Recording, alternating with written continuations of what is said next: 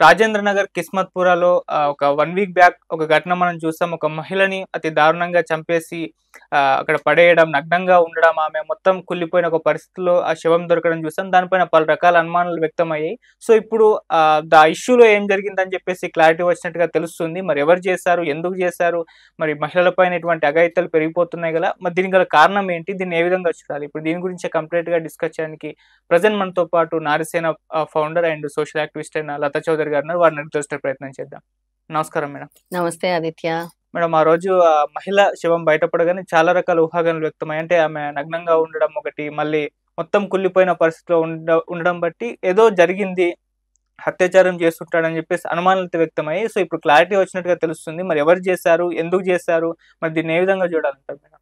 అతి దారుణంగా ప్రవర్తించారు. వీళ్ళు మనుషులా, మృగాలా అనిపిస్తుంది ఆదిత్య. హ్మ్.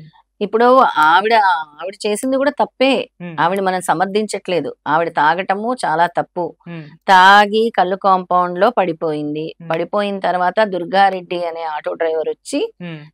అబద్ధం చెప్పి నాకు ఆవిడ తెలుసు అని చెప్పి ఆటోలో తీసుకెళ్ళాడు. మళ్ళీ అదే ఆటోలో తీసుకొచ్చి కళ్ళు కాంపౌండ్ లో వదిలేశాడు. ఓకే. తర్వాత ఇద్దరు ఆటో డ్రైవర్లు, దస్తగిరిను ఇంకొక ఏదో పేరుంది, హ్మ్. ఇద్దరు కలిసి వచ్చి మళ్ళీ ఆవిడతో మాట్లాడే ప్రయత్నం చేసి లేవకపోయినా తీసుకెళ్లిపోయి ఎక్కడైతే కిస్మత్పూర్ దరిదాపుల్లో హ్మ్. అక్కడ తీసుకెళ్లి చెట్లలో కనుకో ఇంకా తీసుకెళ్లి అక్కడ అమానుషంగా ఆమె మీద అత్యాచారం చేసేసి అతి కిరాతకంగా మృగాల కంటే దారుణంగా ప్రైవేట్ పార్ట్స్ ని కూడా చిందరవందర చేసేసి అసలు ఏం చేస్తున్నారు వాళ్ళు? అసలు మనుషులేనా? లేదా వాళ్ళకి అసలు కామన్ సెన్స్ ఉందా లేదా? వాళ్ళకి భార్యా బిడ్డలు లేరా? అక్కా చెల్లెలు లేరా అనిపిస్తుంది ఆదిత్య. హ్మ్. తీవ్రంగా శిక్షించాలి. అంటే హ్మ్. ఇక్కడ ఇద్దరు తప్పు ఉంది. తప్పున్నంత మాత్రాన ఆడది ఆసరాగా దొరికిందని తీసుకెళ్లి ఇష్టం ఉన్నట్టు చేస్తామంటే ఎవరు ఊరుకోరు కదా. ఇష్టం ఉన్నట్టు చేసి అంత దాడి చేసి చంపేసి అతి కిరాతకంగా చంపడం. హ్మ్. అసలు నగ్నంగా ఉంటే ఇంకా అతి కిరాతకంగా, అంటే రాడ్లు కూడా గుచ్చేంత ఇదిగా, అంటే వాళ్ళ మనుషులు కాదు రాక్షసులు అనొచ్చు. హ్మ్. వీళ్ళని కఠినంగా శిక్షించాలని కోరుతున్నాము. అప్పుడు గుర్తుందా సజ్జనార్ గారు ఏ విధంగా చేశారు? అవును. షూట్ ఎట్ సైట్ ఆర్డర్స్ చేశారు. అలా ఒకసారి చేస్తే ఇంకెప్పుడు ఆడవాళ్ళ జోలికి వెళ్లకుండా ఉంటారు. హ్మ్. అంటే ఒక అవకాశం దొరికింది కదా, దాన్ని ఎలా వినియోగించుకోవాలి అని వీళ్ళు ఆలోచించి వాడుకొని అత్యాచారం చేసి హత్య చేసి వదిలేసి పారిపోయారు. హ్మ్. పోలీసులు ఛేదించి పట్టుకోవటం జరిగింది. ఆటో డ్రైవర్లు చేశారని బయటపడింది. మరి వాళ్ళకి ఇంట్లో ఆడపిల్లలు లేరా అని అడుగుతున్నాను నేను. ఆడపిల్లల్ని ఈ విధంగా మీరు చేస్తారా? ఇంత దారుణంగా చేస్తారా? ఇంత కిరాతకంగా చేస్తారా? ఇలాంటి వాళ్ళని కఠినంగా శిక్షించాలి. వీళ్ళకి సరైన, అంటే ఇప్పుడు మనకి ఏమవుతుందంటే మన న్యాయ వ్యవస్థ హ్మ్. సంవత్సరాలు పడుతుంది ఓకే. కదా.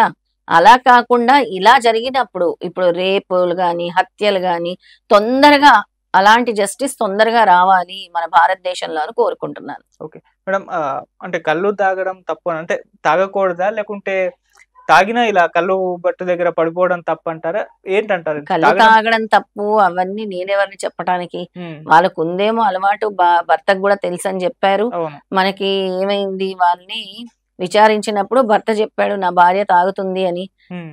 ఆమె ఎంత తాగాలనుకుంటే భార్యాభర్తలు ఇంట్లో కూర్చొని తాగాల్సింది. కళ్ళు కాంపౌండ్ లో తాగి పడిపోవటం వల్ల హ్మ్. ఆమె ఒకరికి ఛాన్స్ ఇచ్చినట్టు అయింది కదా.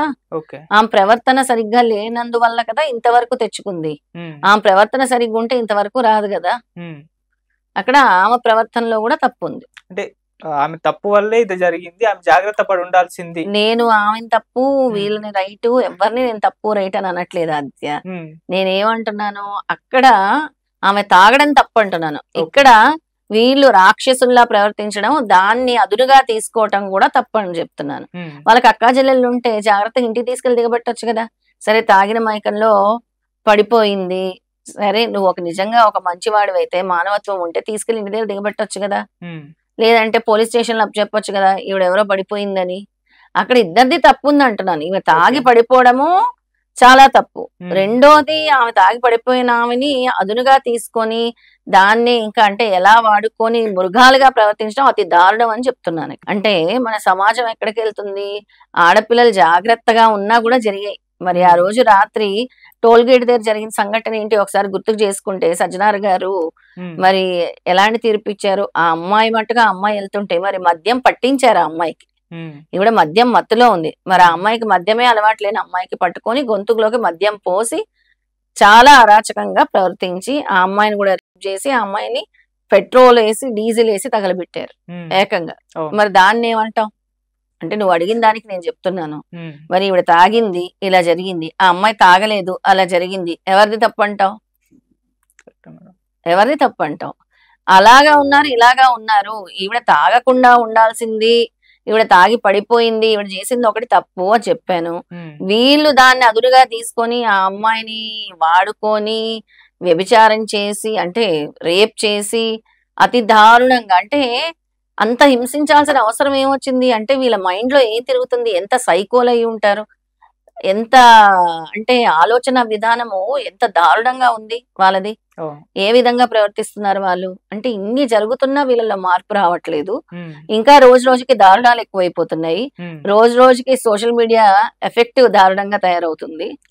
అవి చూసి కూడా ఇంకా ఇంకా ఇలా చేయొచ్చు అనుకుంటున్నారేమో. మరి తర్వాత ఫ్యూచర్ ఎలా ఉండబోతుంది, వాళ్ళ ఫ్యామిలీ ఎలా ఎఫెక్ట్ అవ్వబోతుంది, వాళ్ళ ఇంట్లో ఆడవాళ్ళకి ఎలా ఎఫెక్ట్ అవుతుంది అని మాత్రం ఆలోచించట్లేదు. మీరు మీరు అన్నట్టు పెరుగుతున్నాయి కానీ తగ్గట్లేదు. మరి దీనికి ఎందుకు అని అంటారు? ఫుల్ స్టాప్ పడాలంటే ఏం చేయాలి? ఫుల్ స్టాప్ పడాలి అని అంటే ఫస్ట్ నీ ఇంట్లో అక్క చెల్లెలు ఉన్నారా లేదా? తల్లి ముందు మగపిల్లలకి చెప్పుకుంటూ ఉంది, పేరెంట్స్ చెప్తున్నారు. చాలా మంది ఈ మధ్య వద్దు నాన్న ఇలా ఉండొద్దు, ఇలా ఇలా ఉండు అని కూడా చెప్తున్నారు. అయినా కూడా వాళ్ళలో అలాంటి ఉన్మాది ప్రవర్తన ఉంది అని అంటే వాళ్ళని ఏమనాలి అని అంటున్నాను. ఇలాంటి వాళ్ళని అందరినీ కూడా జల్లించి పట్టుకొని వాళ్ళకి తగిన శిక్ష వేస్తే నెక్స్ట్ టైం ఇవి రిపీట్ కాకుండా ఉంటాయి. స్ట్రిక్ట్ లీగల్ లాస్ తీసుకొచ్చి ఇలా చేస్తే అంటే ఇంకొకటి చేయటానికి భయపడాలి. అలాంటి స్ట్రిక్ట్ లాస్ రావాలని కోరుకుంటున్నాను నేను. Okay madam, thank you so much. నమస్తే.